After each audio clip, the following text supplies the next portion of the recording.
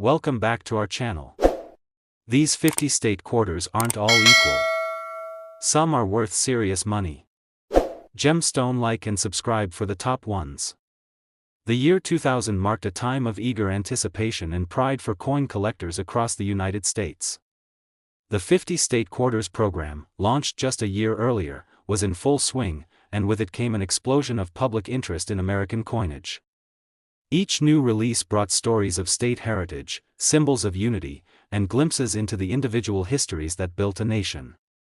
Among them, the Massachusetts quarter was met with admiration, its clean design featuring the Minuteman, the iconic revolutionary figure poised for defense, alongside the outline of the state and the proud inscription, Massachusetts 1788. Billions of these quarters were produced for circulation, most destined for pockets, jars, toll booths, and soda machines. But within that massive volume, a few coins emerged that whispered secrets louder than any engraved slogan. It wasn't until the summer of 2006 that one such secret began to reveal itself. In the dusty back room of an estate sale in Hartford, Connecticut, a part-time dealer named Melinda was sorting through miscellaneous coins left behind by a former military historian. Most of the collection was expected: common wheat pennies, circulated silver halves, and tarnished copper tokens. But tucked between two generic rolls of state quarters, she spotted one coin that felt different in her fingers. It was lighter, slightly off in tone, and when she held it to the light, it shimmered with an unusual silvery glare, subtle, but unmistakable. The Massachusetts state quarter she had just found bore all the expected traits: the outline of the state, the Minuteman, the date 1788 beneath it, and the year 2000 marking its minting. But the edges didn't look right. The usual clad metal reading was oddly shallow, as if only partially formed. The rim was thinner, uneven in places, and when she placed it beside another Massachusetts quarter, the two seemed almost like different denominations. Curious and cautious, Melinda set the coin aside and continued her sorting. But that dime-like thickness nagged at her. Later that week, she weighed the coin, 5.3 grams. That was too light. A standard U.S. quarter should weigh 5.67 grams. Not a huge difference, but enough to demand a closer look. She examined the coin again under magnification.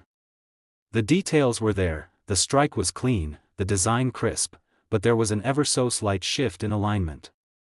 Roosevelt's Minuteman seemed slightly sunken compared to others.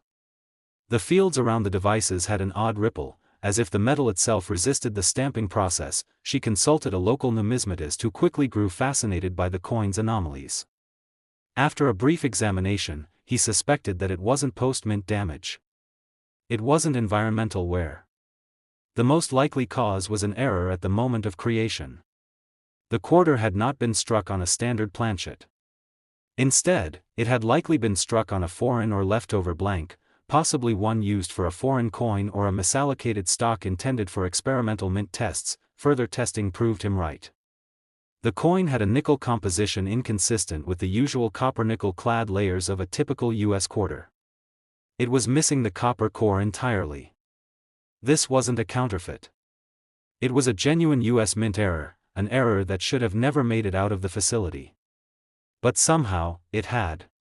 The coin was authenticated and graded. The verdict was stunning: a 2000 Massachusetts state quarter struck on a transitional experimental planchet. Only a handful had ever been seen before. Each one slightly different in origin. Each one triggering a ripple of excitement through the collecting world. What made Melinda's find more remarkable wasn't just the error, it was the perfection of the strike. The devices were centered, the details intact, and the wear minimal. It was, for all intents and purposes, a near-mint example of a wildly rare minting error. While others had found Massachusetts quarters with off-center strikes, double-die anomalies, or broad strikes, few had seen one like this, fully struck on the wrong metal, slipped through unnoticed, and preserved by chance. Collectors began looking back into the production records from the Philadelphia Mint in early 2000. There were rumors that planchets for foreign contracts had briefly been stored in adjacent stockpiles to the quarter blanks. Some theorized that leftover planchets from cancelled orders had been swept into the state quarter presses accidentally. No one could confirm it, and the Mint, as expected, declined to comment on the specifics. But the evidence was becoming difficult to ignore. More of these planchet-era Massachusetts quarters started surfacing, though in painfully small numbers. A verified example showed up in a collection in Oregon. Another emerged from a hoard in South Carolina. Each had subtle differences, weight, color, clarity, but they shared one truth: they weren't supposed to exist. Melinda's quarter gained attention at a National Coin Expo in Chicago. Placed under glass, surrounded by spotlights and speculation, it drew quiet admiration from experts and casual collectors alike. The quarter, so common in its intended form, had suddenly become something rare, something legendary. Auction houses began inquiring, discreetly at first, then more aggressively. A private buyer from California offered $28,000. Another, from overseas, hinted at a $40,000 purchase, pending provenance verification. But Melinda wasn't ready to part with it. She'd grown attached, not just to its value, but to its story. The idea that a quiet mistake, lost in the sea of billions, could suddenly mean something. That an ordinary object could become extraordinary, not by design, but by accident. Then, as interest in the Massachusetts-era quarters spread, a revelation surfaced from a retired mint employee, anonymously interviewed for a numismatic journal. He recalled that in late 1999, just before the Massachusetts coin went into production, several bins of misclassified planchets had been marked for destruction, but delays and overlapping contracts led to some of them being repurposed or mixed unintentionally with the standard stock. There was no formal admission, no paper trail, but the pieces began to fall into place. The timing, the anomalies, the material inconsistencies, all now traced back to a single window of production chaos. That revelation reshaped how collectors viewed these era coins. No longer were they seen as isolated flukes. They were survivors of a logistical storm, unintended yet perfectly emblematic of the unpredictability that still lingered beneath the mint's precise exterior.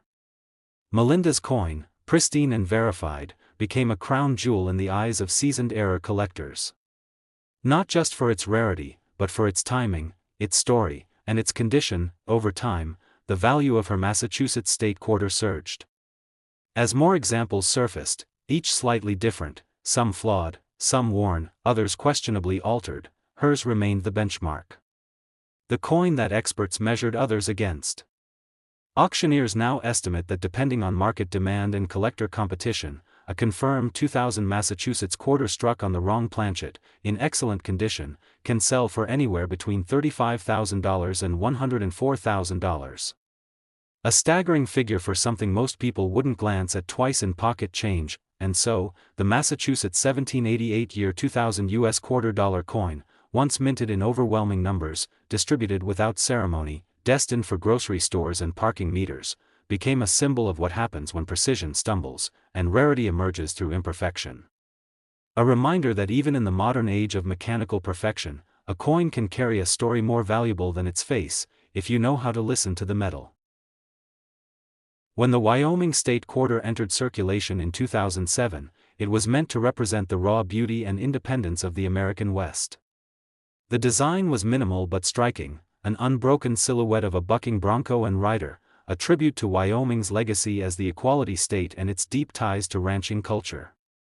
The simplicity of the artwork was deliberate, but beneath that clean surface lay a hidden complexity that would only be understood years later. For while most of the 2007 Wyoming quarters went unnoticed in daily transactions, a few held within them a flaw that no eye could catch at first glance.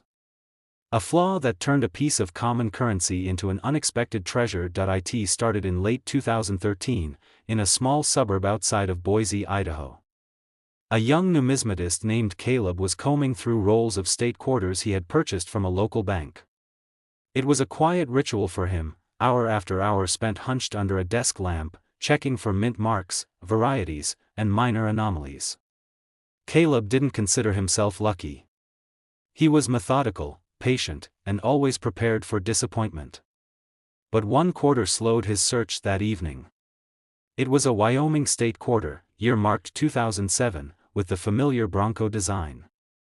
But there was something wrong with it, something that tugged at his instincts. The first thing Caleb noticed was the surface. The coin's background had an unusual grain, almost like a faint texture overlaying the usual smooth metal. The Bronco and Rider were slightly off-center, their outline raised unevenly from the coin's field. The lettering was intact, but the word Wyoming seemed compressed, just subtly so. And when he flipped the coin over, the reverse bore a strange doubling of the United States motto. Not the dramatic doubling of classic double-die coins, but a shadowing, a soft echo around the letters. He weighed it. The scale flickered at 5.5 grams, slightly below the standard 5.67 grams. That was enough to raise a question, and Caleb knew exactly what to do next. That he sent the coin to a grading service for analysis. The wait was torturous. Weeks passed before the envelope arrived, bearing a certified designation, 2007 Wyoming quarter, misaligned die strike on defective planchet. It was an official mint error. But what intrigued experts the most wasn't just the misalignment or the faint doubling, it was the planchet itself. The coin had been struck on a slightly thinner blank, potentially from a foreign contract, or an error in the rolling process of the clad layers. This combination of a defective blank and misaligned strike created a coin that was technically sound in structure, but far outside the boundaries of what was considered normal. As Caleb's coin began to circulate in online forums and among dealers, others came forward with similar finds. Not many, just a few, each slightly different. Some bore stronger doubling. Others had more severe misalignments.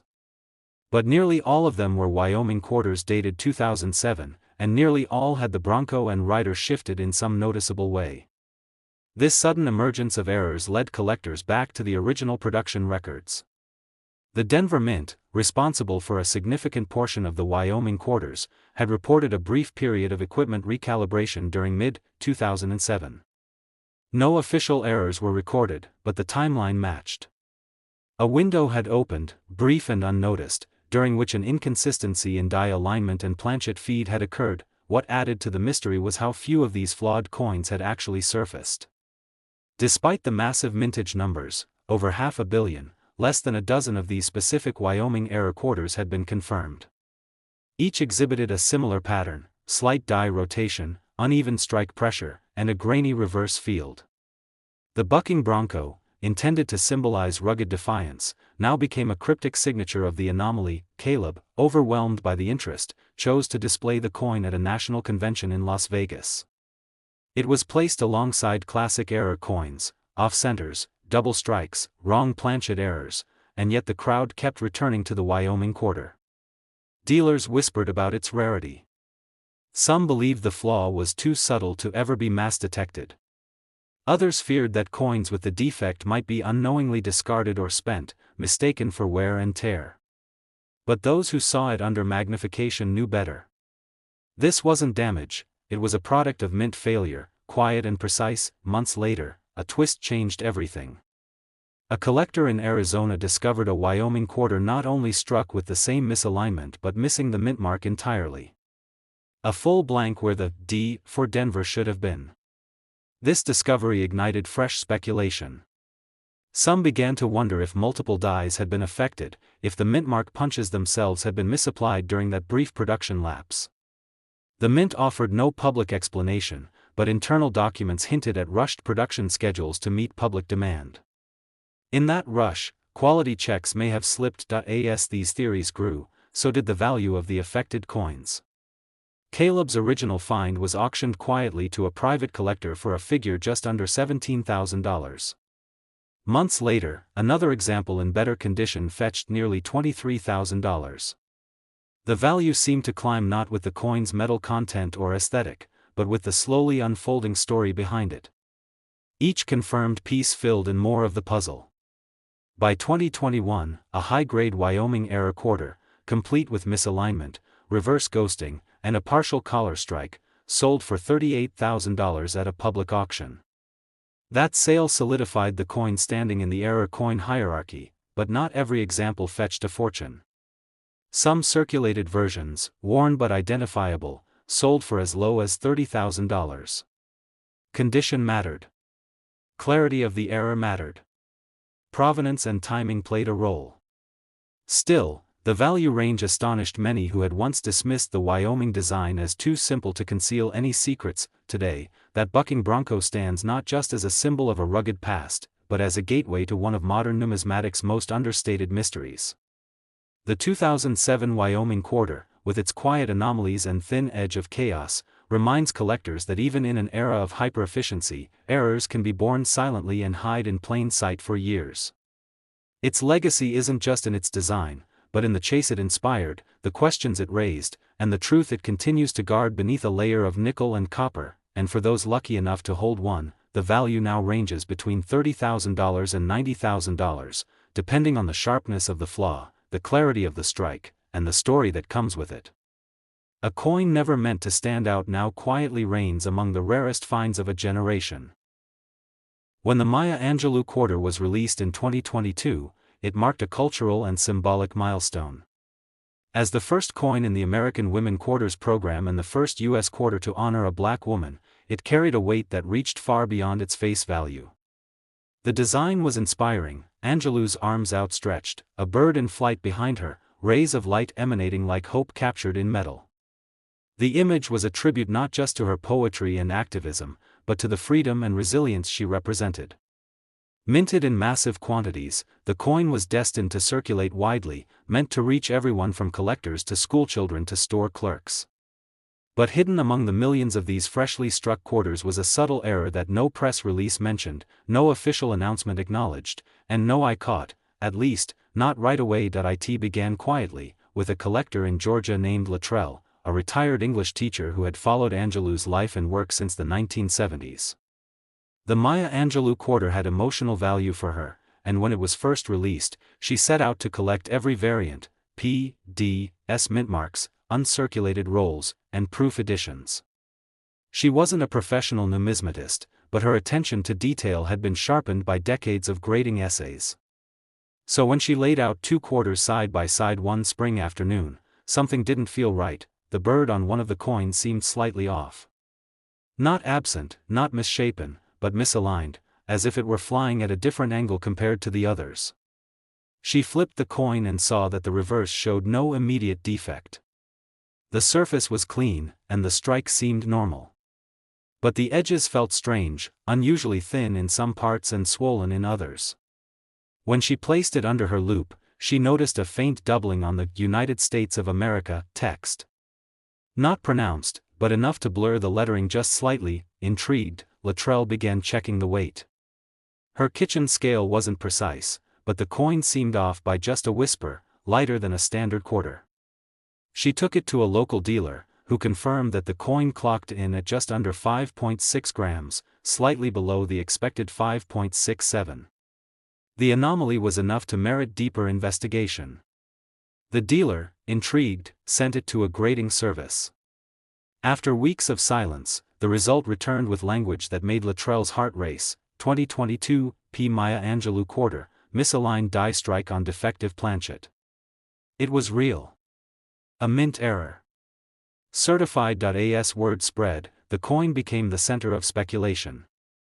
Experts examined it and discovered it had been struck with a slightly rotated die, perhaps only a few degrees off-center, but enough to shift the visual weight of the design.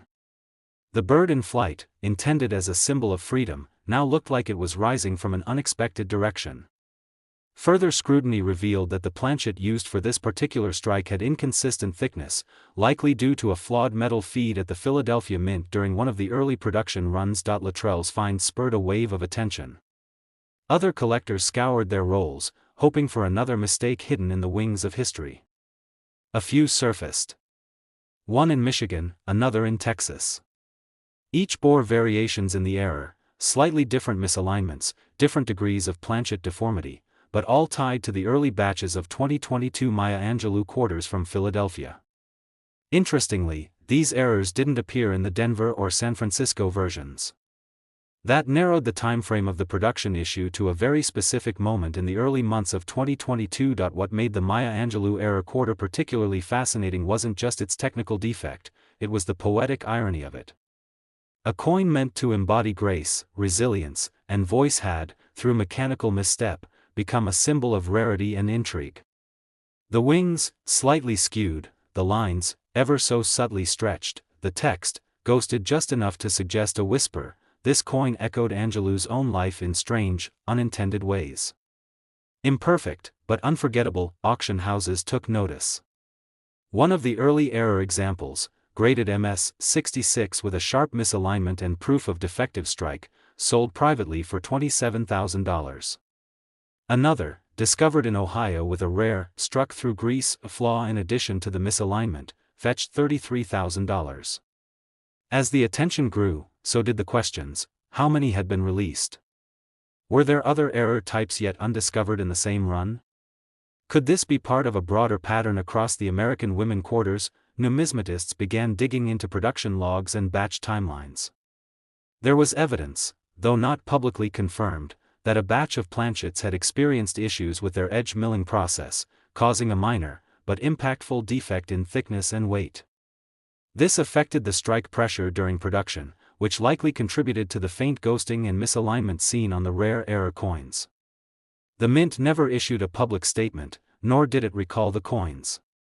But behind closed doors, some insiders suggested that quality assurance protocols had been tightened in the second quarter of 2022 as a direct result. By 2024, the coin had achieved cult status among modern U.S. coin error collectors. Its scarcity wasn't in its mintage, it was in the precision of the mistake. Many collectors owned Maya Angelou quarters, but only a handful possessed one with the verifiable misalignment and flawed planchet signature.